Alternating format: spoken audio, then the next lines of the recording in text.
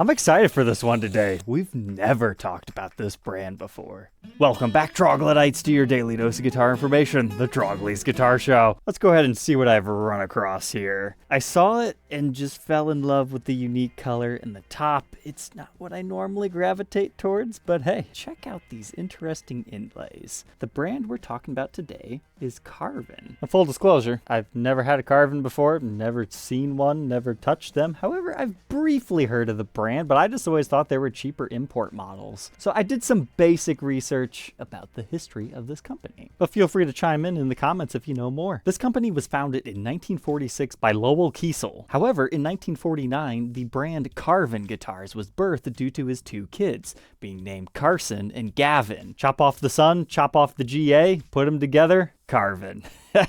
It's beautiful. And they made a whole bunch of stuff from there into the 80s, 90s, 2000s. However, in 2015, the company decided to split. The guitars will go in one area and amps and other things in another. So we have the birth of the brand Kiesel. And I've heard of those things. YouTubers talk about them things all the time. At least that's how it seems in my head. But if you're wondering where they got that branding from, it's returning to roots. It's the father's last name, as we just learned. So I thought that was kind of cool. We learned some new stuff today. But this is one of the older ones that has the Carvin name to it. But look at this thing. It's a cool aqua teal. You've got a flame maple cap over your headstock. You have what appears to be a really nice flame maple top on this kind of flying V body shape. It's basically a Randy Rhoads flying V, just a left-handed for the right-handed. I know, this is kind of an acquired taste. They call this thing an Ultra V. But besides the unique construction with your maple top and an alder body, check this out. It's maple neck through construction with string through tailpiece. That is a lot of fun. That speaks to me. And they decided to not put the same super high gloss finish onto the neck. They just mask it off right there.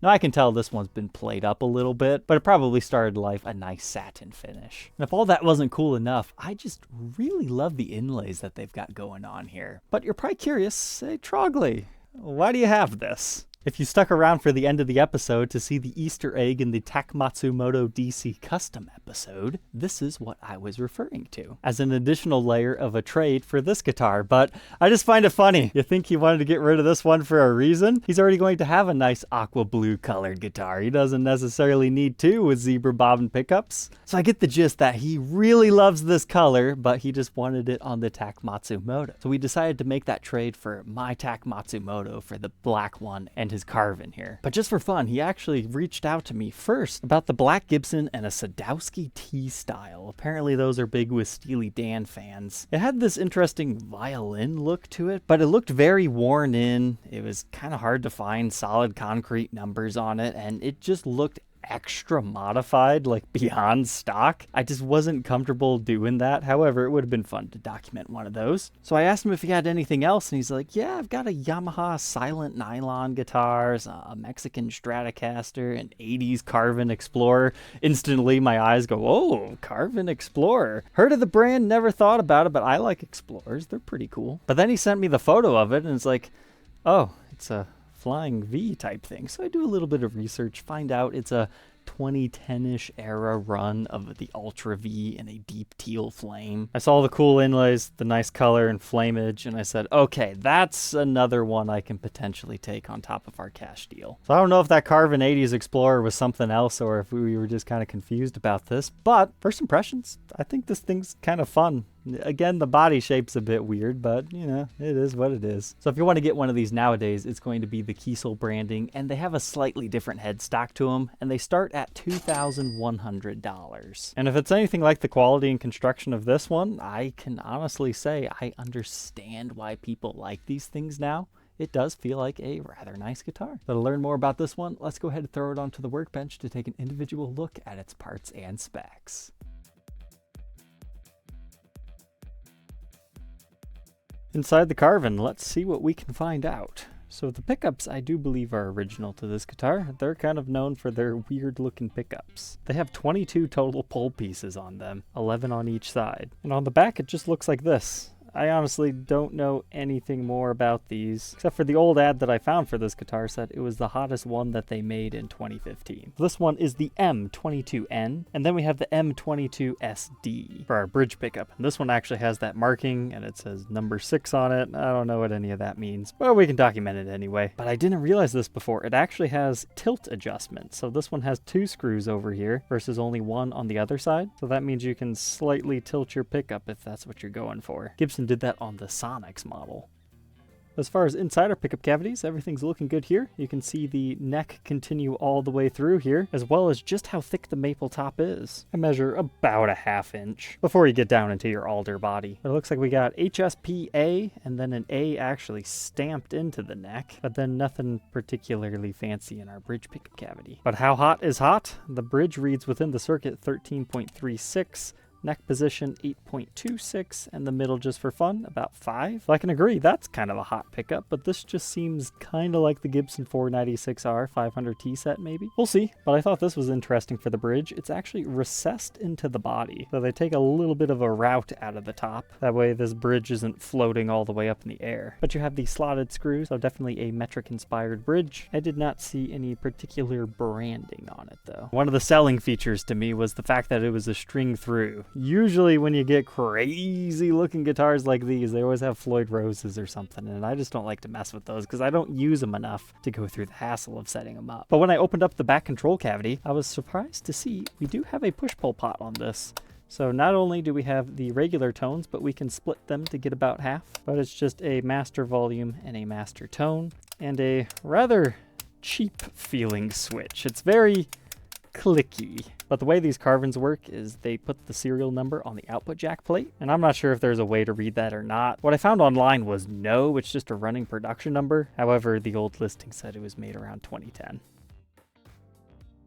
But in case you couldn't appreciate this when we first unboxed it, I only got to see the photos of the top, so I really thought this was just like a straight up flame maple body. But then when I started to read about veneers for the headstock and stuff, I got a little bit scared, but I am happy to see that that is a very pronounced maple top, and they carve away the edge just a little bit, you know, to make it a bit extra pointy. But since this isn't just a paper thin veneer, it's a legit top, you get the continuation of the flame pattern. So that's kind of cool. And here you can see the maple neck sticking through the middle there. They just joined the alder body pieces to that and then slapped this thing on top of it. So you can't tell it's a neck through from the front. But I'm not gonna lie, I thought this extended fin, maybe it would be better in person. No, I honestly don't like it. It makes more sense to have this one be longer. It just works for balancing, but I think they had to take this design because nobody else had it. It's a quirk slash feature of these. I thought the side profile section was kind of cool. We talk about this all the time on the show, how blue finishes look different over top of different kinds of woods. So maple, it looks a little bit lighter in color, but then your alder makes it look green. And then you get to your maple, it's a very light colored wood, and then you can see what it looks like with the finish over top of that. That's a good illustrative point for that phenomenon. But now we can move on from our body to the neck that we just talked about to our rosewood fretboard. So this one was spec'd out with 24 jumbo frets, nickel wire, and these are very tall but extra comfortable to play. I was noodling around on this before I tore it apart and cleaned it up. And these are indeed real mother of pearl inlays. It's not cheap acrylic stuff. I'm not quite sure what they're supposed to be. Is it a gnome dude with a fancy hat? Is it a guy swimming? Is it a fish? I don't know, but it's unique. And I found it cool to see that they also used pearl side marker inlays as well. You can see where some fret sprout has occurred in the past, and it's kind of bubbled the finish along the edge of some frets. But it has a 12-inch fretboard radius and a 25-inch scale length. And I measure 1.7-inch nut width, increasing to 2.07 by the 12th. First fret neck depth, 0.8. And 0.87 by the 12th. Here's that neck profile at the 1st fret and the 12th fret. Stays a consistent C shape. It's definitely quite a slim C neck profile shape, but I didn't think it was going to measure that small. Now we can move on to the face of the headstock. At first I thought this was just going to be a really super ultra thin veneer, and it is small, but you can actually see the bare maple along the edge right there to see just how thick it is. So not paper thin, but not as thick as the top, but it just kind of adds additional flavor to our headstock. And it comes stock with locking tuners. You can see the Carvin logo there, made in USA again. And then I saw this. huh, that's a touch-up. So when I found a comparable listing to it, little did I know I actually found the exact guitar from that reverb ad. So yeah, I'm pretty sure this was some sort of a one-off, not necessarily a run. So this guy probably got a chuckle when I sent him the listing that I was able to dig that up from a decade ago. Strung back up, my first impressions just working on one, conditioning it, cleaning it up. Feels like a very well-crafted guitar. I will make the argument that being a boutique maker, you would think they would have designed a straight string pull headstock style, because this one's got all kinds of angles going on, but it's vaguely familiar to like an Ibanez, so maybe they were just going more so for that. But the work on the fretboard and frets seems really good, especially the inlays. But now we can move on to the back, where we can see everything has been copper shielded off, which is a nice touch. However, the pots they used look rather cheap in my opinion, especially the switch. I would have expected CTS pots, but who knows? Maybe they'll surprise me. These are like some boutique things that I don't know about. But it does look like they at least use a Switchcraft output jack. But there was one thing that made me happy. You see where the screws go to secure the backplate? They actually have a metal threading within them, so you never have to worry about those stripping out or cracking. Because when I took the first screw out, I was like, uh-oh, did it break? But when they were all like that, I was like, I bet that has the metal bushing. And sure enough, you get the continuation of your shielding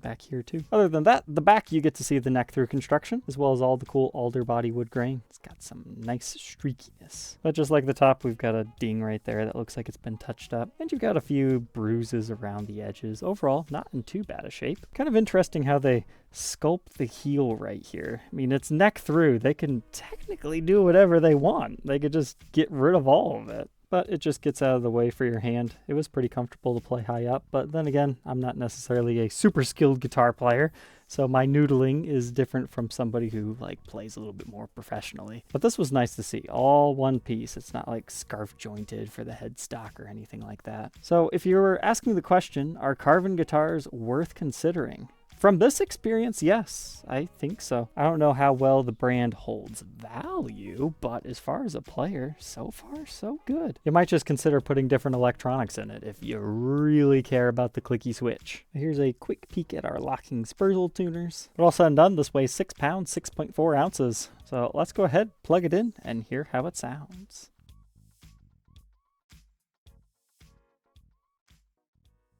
But first, the big question, is it a balanced guitar? Surprisingly, yes. Looks a little strange with a straight jack. However, if you had a 90-degree jack, it probably wouldn't look as strange. It does kind of work on a strap. I would prefer the longer fin here because you can rest your arm on it a bit more. Because I found sitting with this, I start to run out of room. However, on a strap, you do naturally have it right here. That isn't necessarily an issue, so okay, let's go for it.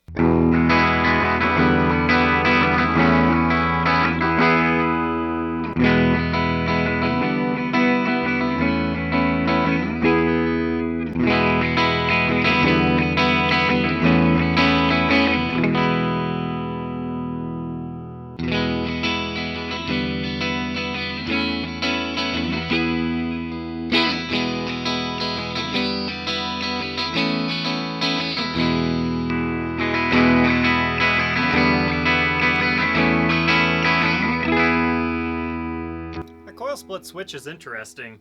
It really tames that bridge humbucker.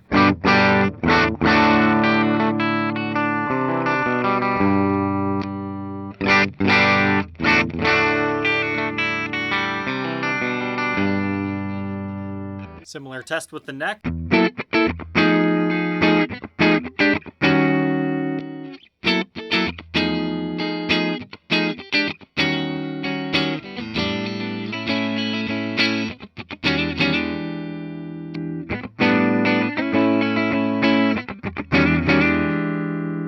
The full humbucker has a real round tone to it.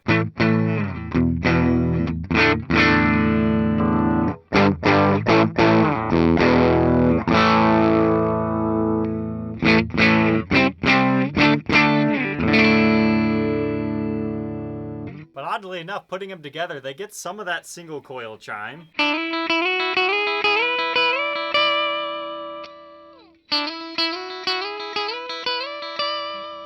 Before you even split it. They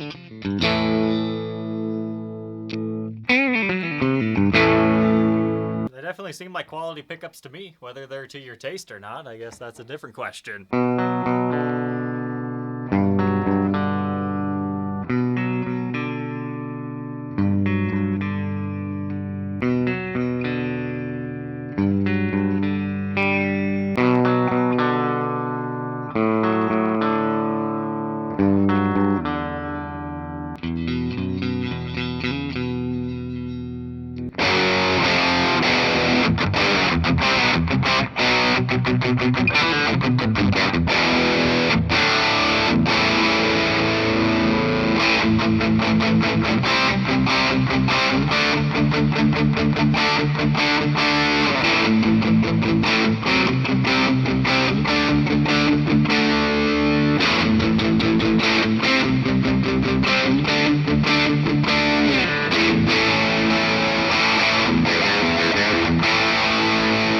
Honestly, I was expecting him to be hotter. Let's turn up the gain.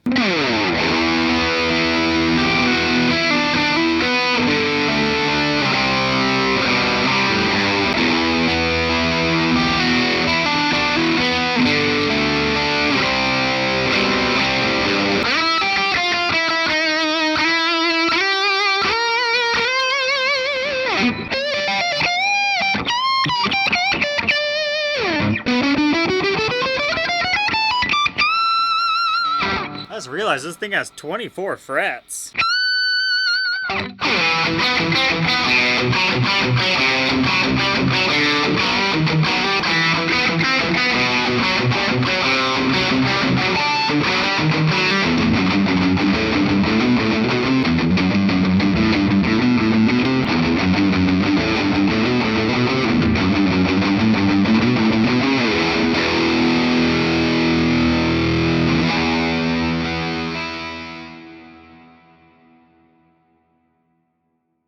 So there we go, the Carvin Ultra V. What are my final thoughts on it? The shape, yeah, it's a little bit weird, but I love almost everything else about this thing. Neck through construction, really cool looking finish work. Got some great wood on the top that's got some cool figuring. You don't have to worry about any tremolos or anything like that. You've got 24 frets with some really cool inlay work. I would definitely suggest checking out a Carvin if you ever see one. However, I can't guarantee that they're all good or crazy. This one just happened to speak to me. So if there's anything in my shop that's been sitting around for a little bit and you've got your eye on it, I'm a little bit more willing to take trades right now because I'm not so buried in review work. So we can have some fun. So feel free to reach out. Sometimes it helps if it's just something interesting on top of a different Gibson. But hey, I enjoyed this. It's just kind of funny to me of how I traded this guitar, Aqua and Tack, and just like split it apart and got two guitars that were a part of it. I just wish this whole thing could be reversed, because a reverse headstock that's pointy, the long thin here, that'd be like the perfect guitar. But you know what? It is an option for someone. If you're a lefty, you might actually really enjoy this. Outside of your controls being here, but I'm sure you could think of something. Routing out a Carvin isn't quite as big of a deal. But alright, Troglodytes, I hope you enjoyed tonight's episode. If you're interested in being the next owner of this one, you can find it for sale on my website or on my Reverb page. Don't forget to like, comment, and subscribe. Take care.